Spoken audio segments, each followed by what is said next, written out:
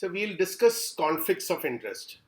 This is a concept which I have already discussed at least two times. That's because it's very important, and in every context, you need to really recollect the basic ideas, the basic principles involved in it. So what happens is when the self interest of employees in positions of trust leads them to discharge their officers in ways that may not be in the best interest of a firm. That's simply what is called conflict of interest. Okay, so he or she is expected to discharge their office in the best interest of the firm. No doubt in that. That's why the organization has employed them and pay them. But they are not doing it because of some other interest, self-interest. An example which I cited earlier, 20 people I appoint, my relatives, my friends. That's my self-interest dominates, not the interest of my firm. So when an employee or officer has a private interest in the outcome of the task that is either antagonistic to the best interest of the company, or it might affect the dependent judgment of the company, expects the employee to exercise on his behalf. These are situations where conflict of interest might arise. So the decision might be antagonistic to the interest. That's one situation, negative. Positive thing is where a better judgment would be possible, but because of this self-interest, it is not happening. This is a serious issue in organizational context. Now we'll come to another issue, which is also a very common one, where organizations have to really make a distinction between what is a bribe and what is a gift. See, this is quite common to happen. There is a story about an airline which goes to a country. I don't want to mention which country it is. The national airline company of that country was planning to purchase nearly about 50 aircrafts. So the aircraft manufacturers, leading aircraft manufacturers from different parts of the world, particularly from the US and some European countries, they all have offices in that country's capital. They have their representatives are visiting that country to have negotiations with the government. That particular ministry is going to take the decision.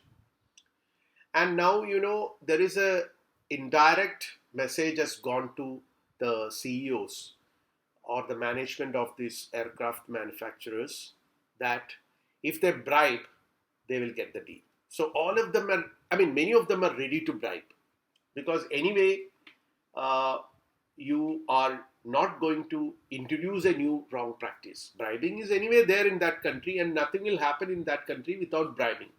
So let's also do that. If we don't do it, someone else will do it. So let's do that. But this attitude is wrong. Of course, it's true that you're not creating a new situation. You're not creating a bad practice, but you are contributing to an existing bad practice, which is also equally wrong. And you think that if I don't do it, someone else will do it. That's also wrong. If everyone thinks so, there precisely the problem lies, since everyone thinks so. So if you don't do it, assume that no one else will do it. That's the Gandhian way. I'll discuss it a little later. So when an employee accepts a consideration such as money, goods, preferential treatment, or some other kind of benefit from a person outside the firm as a condition for a favorable transaction from the firm, it is called a bribe. So that could be treated as a definition for what a bribe is. And this is clearly unethical. Clearly unethical. Because the preferential treatment or money is accepted by this person in a certain office from a person outside as a condition for a favorable transaction. So without this favorable transaction would not happen, which means that there is something wrong about this transaction. Okay. Now again, there is another category of problem which is associated, which surrounds the concept of a gift. See, this normally happens. Like people get gifts from organizations or different organizations. So when you, it's quite sometimes it looks very innocent. Like you travel by an airline, the airline company will give you some gift, something like a bag or a keychain or a pen. Okay, these are all given by the company to you as a gift, so that you will have a goodwill about that company in your mind. Next time when you try to book your ticket, you do that with that particular company. So when I travel by aircraft XYZ, the aircraft gave me a beautiful bag, okay, which was very useful, which my wife or son liked a lot. And they also gave me a pen, which I like a lot. So next time when I try to book tickets, I found that the tickets of this particular company is quite high in price compared to another firm, another aircraft, okay, ABC. XYZ's fare is quite higher than ABC's fare. But then, my travel trip is an official trip. So anyway, my company is going to pay. Why should I worry? I will pay through this so that I'll get a bag and a pen and whatever. Okay, this is actually a wrong attitude. This is unethical. Just for the sake of having some personal, I mean, then what will happen? Then it actually, then you can't treat it as an innocent gift. Okay, okay. So there is a difference between bribe and a gift, but at the same time, sometimes there that line that divides them, that this difference is also very narrow, really thin. So when an employee accepts a gift without any explicit demand understanding on the favorable transaction, it becomes a gift. Just because, okay, I got a pen, I got a bag, nice, thank you. But that doesn't mean that, next time I will not look into this. What I look is whether you are offering me better services at a cost which is more competitive. Okay, so accepting gifts is not necessarily unethical under all circumstances.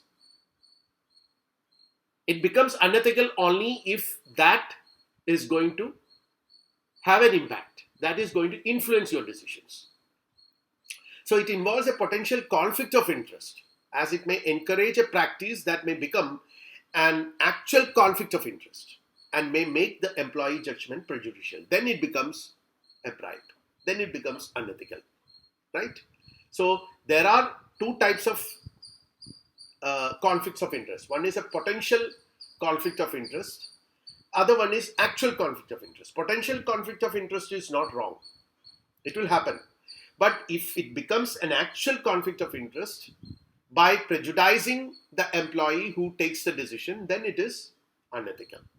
Okay, so the difference is one has to be very careful. Again, the question about whether something can be treated as a gift or a bribe.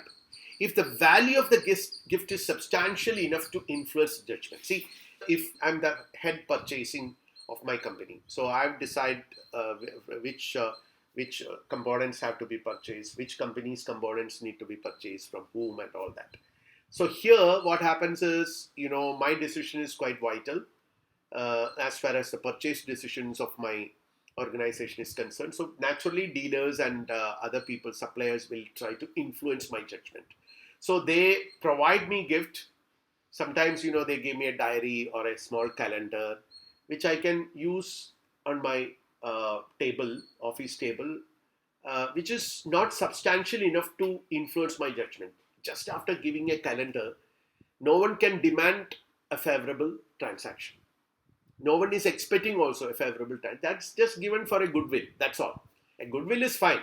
But instead of a diary or a calendar, if the company is giving me a refrigerator which will cost around 60,000 rupees, or a very costly mobile phone, an iPhone, something which cost me around 75,000 rupees, then that is substantially enough. The value of that gift is substantial enough to influence my judgment. Then it should not be treated as a mere gift. It is a clear bribe. Okay, quite often this happens in the medical field. Pharmaceutical firms, they give doctors very expensive gifts. Sometimes they even sponsor certain picnic trips to doctors and their families. 1 day picnic to an exotic place. The payment and everything will be given by the company. But in return, what the company expects is the doctor has to prescribe their medicine to maximum number of patients. What is happening is that the value of the gift uh, the company has given to the doctor, the pharmaceutical firm has given to the doctor, is substantial enough to influence his judgment. Then it becomes a bribe. Another criteria is you have to see whether the gift is given with a purpose. Normally, calendar, diaries, these things are done every year. There is no purpose behind it. Every year, the companies will make these things and give it as a gift. But if on certain situations, see when my company is, if I am the purchase head, my company is planning to purchase, say, a huge purchase is under in pipeline, then a supplier comes up with a very specific gift, then I have to doubt about it, about the intentions. Then again, I have to see how was the gift given, if it is given openly or secretly. On some occasions like festivals or events. Festivals and events are, as I mentioned, New Year, I get a diary, I get a new calendar. These are all on occasions. Or on Christmas, I get a cake or a pet, something like that. But without any such occasion, someone just comes and gives me something. Then I have to doubt, why does he give me this? There is no festival or any occasion which demands or which rather suggests that there is a space for this. If the gift is given to a person who can influence the decision making of the firm, that is also very important. Okay, the same gift is not given to my uh, other employees in my organization, but it is given only to me because I am the purchase head. Then I have to doubt it. Any legal barriers is in accepting the gift. There is sometimes, the company tells you that its employees are not expected to accept a gift which costs more than say 1,000 rupees. It is a legal requirement. Okay, or the society tells such a requirement, like pharmaceutical firms, the doctors are not supposed to accept any gift from the pharmaceutical firms. Gift in the sense personal gains from the pharmaceutical firms. Then it becomes a legal barrier, and they are not supposed to overcome this barrier.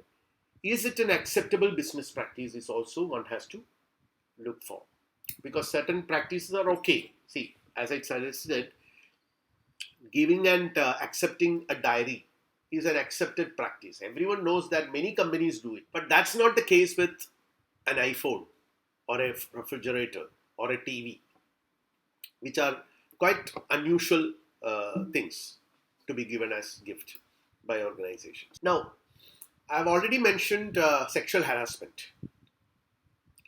Sexual harassment is not just getting involved in certain direct actions. Many people have a misconception about sexual harassment. Even a look can be interpreted as sexual harassment. Okay, the use of explicit or implicit sexual overtones is categorized as sexual harassment.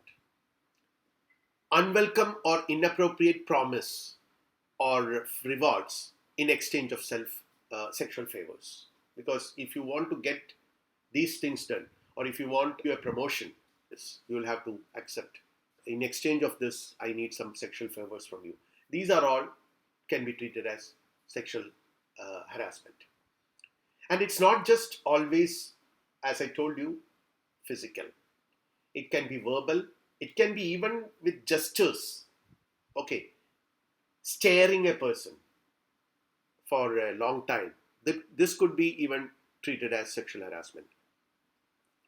And it is also true that we have to accept the reality that gender inequalities exist in many organizations. So there is a lot of room and space for sexual harassment that already exists. We have a very conducive environment for that, unfortunately, in our society and many other societies. I think sexual harassment exists in all society. The most celebrated case of sexual harassment came from the White House during Clinton administration. Okay, so Monica Lewinsky and the President of United States. So that was an example.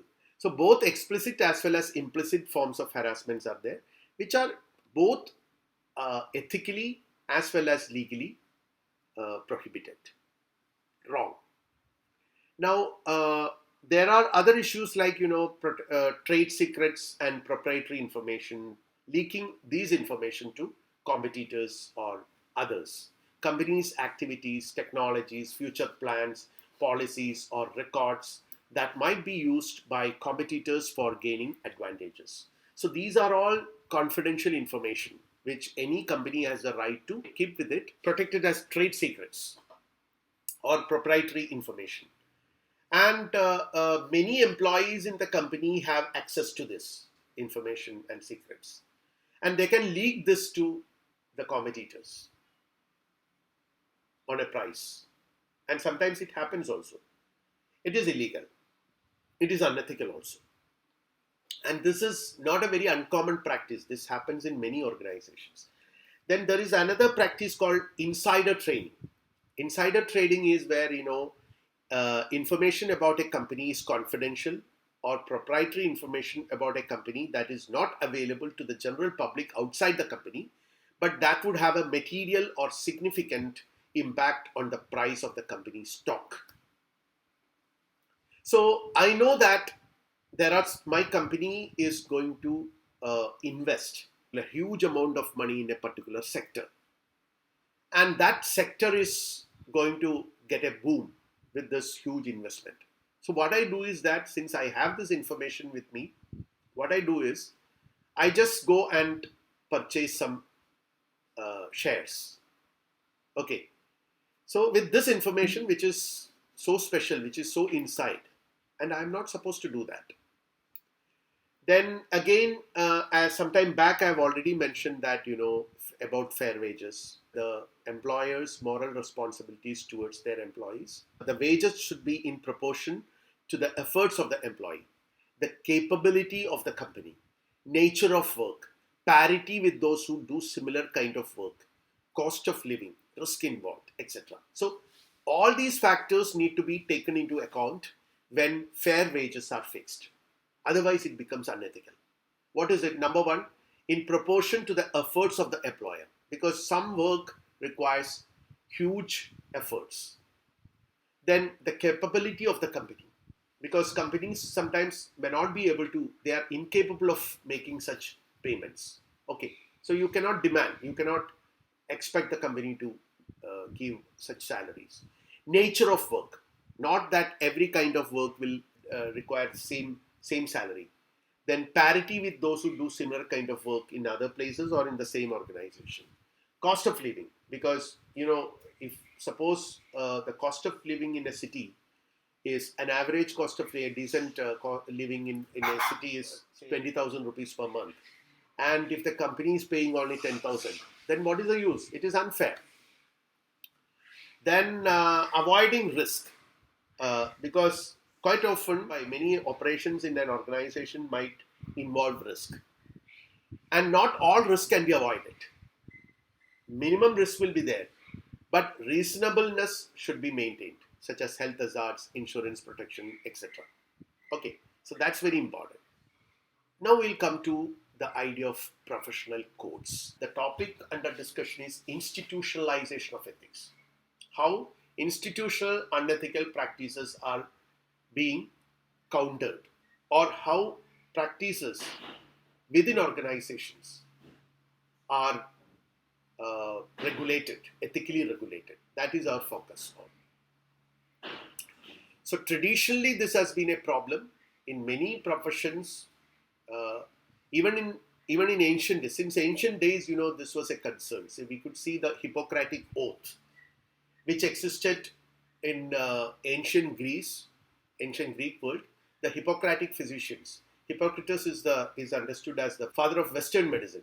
And Hippocratic medicine is a very old medical practice, which is no longer practiced by anyone in the world because its principles are quite obsolete. But it was Hippocrates who is treated as the father of medicine by the Western world because there is a reason that uh, till Hippocrates, the Western world largely followed a system of medicine, a system of healing practices which was predominantly religious in nature. Okay, belief oriented. But Hippocrates uh, probably would have introduced what is known as a rational therapeutic approach. A therapeutic approach which is based on reason rather than on religion and revelation. That is his importance. So the Hippocratic oath is an oath which was devised, which was prescribed by the great master Hippocrates, or rather followed by the Hippocratic physicians. They take this oath when they graduate. And this oath consists, I mean, the oath promises many things. I'll come to that a little later. Similarly, in India also, in ancient India also, we have something called Charaka codes of ethics. Uh, Charaka is an ancient Indian physician who is definitely not the founder of Indian medicine. There is nothing called a founder of Indian medicine because that practice is not there in the Indian tradition. But Charaka is the author of the great medical treatise called Charaka Samhita. He's a physician and he had prescribed medical codes or rather ethical codes for doctors, patients, and those who assist the patient. So all the three have to follow certain ethical codes. Okay, which are quite elaborate. The doctors are expected to be following a certain set of values. Patients and the assistants of patients are also expected to follow certain values. And we also have engineering ethics codes. Modern medicine also follows ethical codes. In many countries, there are minor differences between these ethical codes. They all call it Hippocratic Oath, modern Western medicine, when it is practiced in different parts of the world. Of course, they are substantially different from the ancient old Hippocratic Oath, which was given in the name of Apollo, the Greek god. Now it is very different. Now it has become very secular also. And engineering, there are several engineering bodies like Association of Engineers, Association of Mechanical Engineers, and all that. So each engineering body has got its own, have come up with its own ethical codes and which are prescribed, which are expected to be followed by the practitioners of that particular profession. Okay.